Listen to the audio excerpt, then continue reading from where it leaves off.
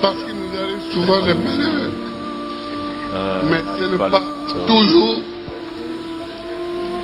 que les gens sont solidaires avec la Côte d'Ivoire. Il nous arrive souvent des malheurs. Mais ce n'est pas toujours que les gens sont solidaires avec. Ça va être difficile pour lui d'aller au bout de son allocution. Le président Laurent Gbagbo est très par l'émotion. Je vous remercie. Voilà, que Dieu bénisse la Côte d'Ivoire. Oh là là, c'est terrible. C'est toute la Côte d'Ivoire qui fond là en larmes pour faire ce drame terrible. Je ne sais pas comment vous faites pour ne pas aimer le président Laurent Gbagbo. Voici le seul président qui pleure avec son peuple, qui est prêt à mourir pour son peuple. Qui nous arrive souvent. Quand j'ai regardé la vidéo, j'ai eu encore des larmes aux yeux.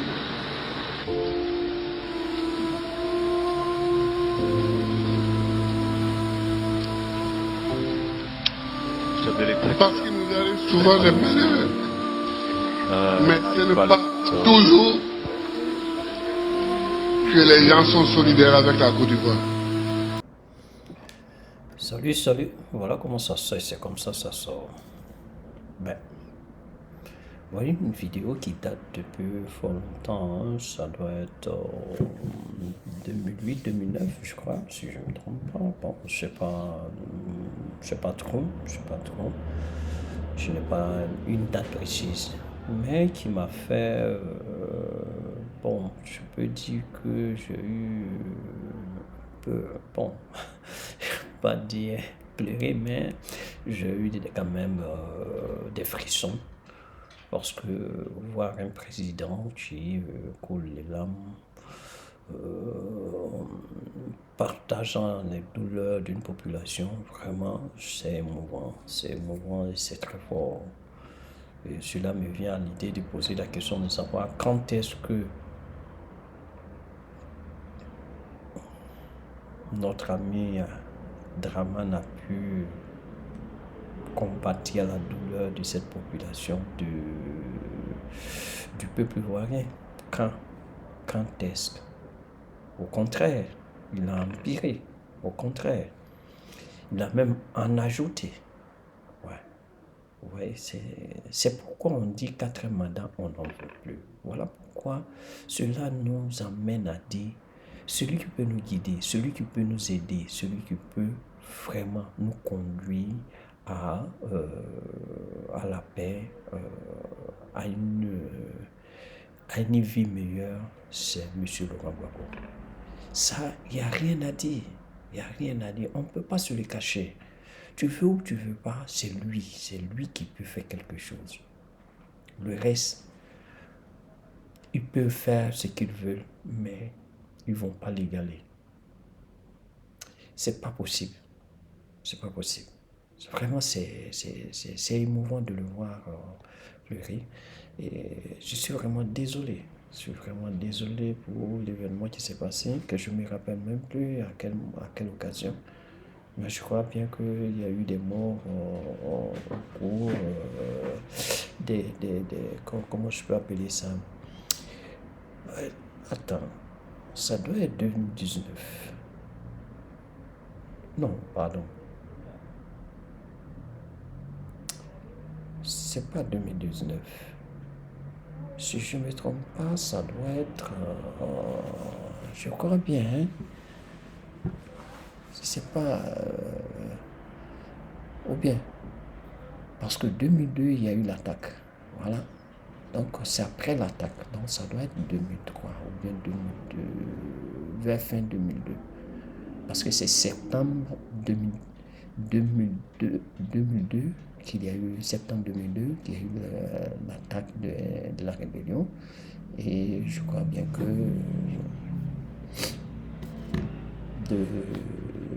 de là, il y a eu quand même, comment je peux appeler ça, cette rencontre-là. Oui, c'est 2002. Oui, c'est 2002. Voilà. C'est au cours de cette rencontre. Et vous voyez, c'est vraiment dommage. Comme M. Mamadou Coulibaly le disait, depuis que ce monsieur est rentré en Côte d'Ivoire, on n'a eu que des malheurs, on n'a eu que des divisions, on n'a eu que des mésententes avec qui on arrivait à pouvoir s'entendre, ceux-là, on ne s'entend plus. Par exemple, on ne reconnaissait même pas un étranger par rapport à un Ivoirien. Il n'y avait pas de distinction. Le gars, il te parle, non, c'est un Ivoirien. Maintenant, c'est quand on va dans les documents, on sait, non, lui là, il est d'origine, machin. Sinon, quand on parle entre nous, on ne se dit pas, toi tu viens de ça, toi tu viens de temps. On n'a pas ça, on n'a pas de temps pour ça. Nous, on aime les gens, on aime partager, on aime rester en famille, on aime vraiment, comment dire, s'amuser ensemble, boire ensemble et fêter ensemble. C'est ça notre nature. La division, là, on ne connaît pas ça. C'est Alassane qui est venu mettre la division entre nous, qui est venu mettre la distinction entre nous, qui est venu nous faire voir que l'autre est noir, l'autre est blanc, l'autre est rouge, l'autre est vert. Sinon, avant, nous, on ne connaissait pas ça. On va au Gabadrom, on se tape le gaba, on est ensemble, on mange, on s'en fiche du reste. On s'en fiche du reste. Le gars, bien avant son arrivée, nous, on rentre au gaba avec 100 francs. Tu as ton ticket 25, poisson 75. Même il y a poisson 50, tu payais. Et à la fois, même le gars, même quand il voit que bon, il a trop vendu, c'est ce qui reste là, il te dit non, donne-moi. Tu as 50 francs, il te fait à ticket 50 francs et poisson 50, tu manges et puis tu t'en vas. Parce qu'il sait qu'il a déjà eu son bénéfice. Donc là, il ne regarde pas trop. Il te fait le truc comme ça. Bon, à la fois, il te dit, tu as un cadeau, il faut manger. Parce qu'il n'y avait pas cette... la vie chère, là, c'était pas trop ancré dans le monde des voyants. Bon, disons, ce n'est pas trop arrivé en Afrique. Ou bien ce n'est pas arrivé en Côte d'Ivoire, je peux dire. Non, mais les gars, il faut savoir que... aujourd'hui, on ne peut rien payer, on ne peut pas manger, on ne peut rien faire. On ne peut rien faire. Quand moi je vous parle de 2002, même quand même il y avait la guerre même, on mangeait bien. Il dit, tu as tes 150, il dit 150, tu manges bien, tu as ton 2 poissons, à ticket 50 francs bien, à ticket 25, le reste là. Tu bois de l'eau, tu magies tout ça là-dedans. Tu magies, tu payes ça combien? 15 francs. Et des fois, mais tu payes ça 10 francs. Aujourd'hui, qui magie là, tu vas payer ça combien? 50 ou bien 100 francs. Un seul qui magie. Vraiment, ce monsieur-là, il n'a qu'à partir. Il faut partir. Il faut savoir partir. Il y a longtemps qu'on te chante, il faut savoir partir. Mais tu t'entêtes. Tu t'entêtes ou tu t'entêtes. Mais je pense que, comme l'a dit votre compatriote, que si tu t'entêtes comme ça, tu vas sortir par la petite porte. Vous allez sortir par la petite porte. Parce que ce n'est pas seulement toi. Il y a tes suiveurs là qui vont sortir avec toi par la petite porte. Aujourd'hui, ils font quoi? Ils ont vu cette masse de monde là. Ils ont trouvé juste de pouvoir faire partir leur famille en vacances. Mais en réalité, ils sont en train de fuir la Côte d'Ivoire parce qu'aujourd'hui, l'Ivoirien est debout. L'Ivoirien a dit non et c'est non. L'Ivoirien ne va pas reculer. Demandez à la France. La France avait des canons. Mais la population ivoirienne s'est levée contre ces canons-là. Ça tirait, mais les gars fonçaient.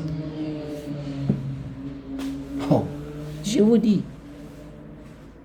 là, il n'y a plus chose de reculer. Il n'y a plus le choix de reculer. On ne peut plus reculer. Vous allez voir ce qui va suivre. Le 16, le PP va donner. Monsieur Laurent Gbagbo va parler. Il va donner son mot d'ordre. Ça, soyez tranquille. Alassane, il n'a pas voulu dialoguer. On a attendu, on a beau faire. Milliers de courriers qu'on a envoyés, il n'a pas voulu en savoir. Aujourd'hui, nous arrivons à un stade où le dialogue là, il n'a qu'à garder. Nous, on est en train de se mobiliser. Toi, tu vas partir. La peur a fait que tu n'avais pas voulu qu'on soit à la place de la République. Mais malgré ça, regarde le monde qu'on a grainé ici. Maintenant, moi je dis, vu que Pépé et notre frère Thiam, vous avez appelé la population à être dans la rue. On n'était pas dans les rues, mais on était dans la rue. Donc il y a une différence. Nous, on veut aller dans les rues maintenant, afin que ce pouvoir moribond-là s'en aille. Donc, on vous attend à ce que vous nous donnez des directives pour suivre. Donc, comme je le dis toujours, à bon entendeur, au revoir.